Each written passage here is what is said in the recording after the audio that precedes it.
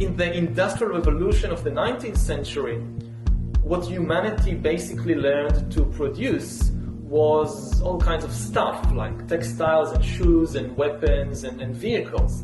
And this was enough for very few countries that underwent the revolution fast enough to subjugate everybody else.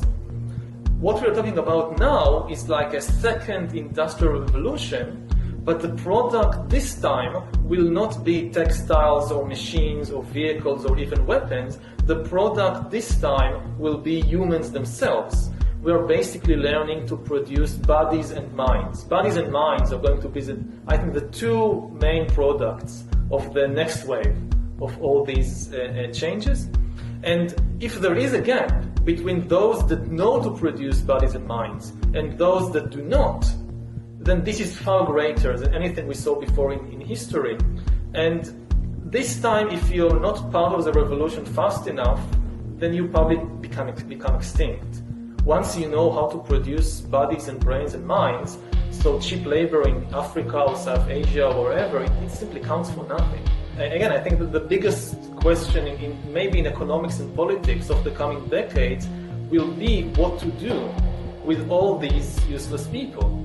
I don't think we have an economic model for that. My best guess, which is just a guess, is that food will not be a problem. With that kind of technology, you will be able to produce food to feed everybody. The problem is more boredom and what to do with them, and how will they find some sense of meaning in life when they are basically meaningless, worthless. My best guess at present is a combination of drugs and computer games.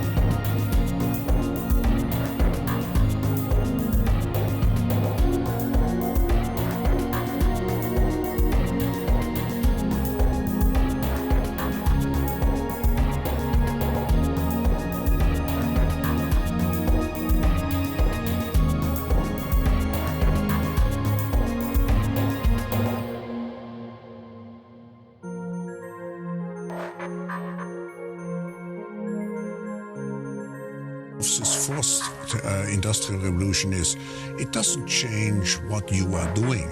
It changes you. If you take genetic editing, just as an example, it's you who are changed. And of course, this has a big impact on your identity. Yeah.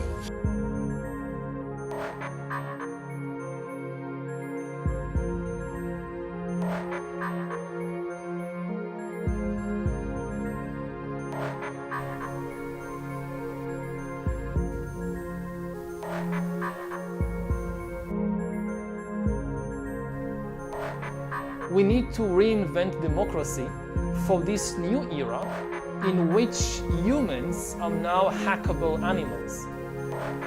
You know, the whole idea that humans have, they have this soul or spirit and they have free will and nobody knows what's happening inside me. So whatever I choose, whether in the election or whether in the supermarket, this is my free will, that's over.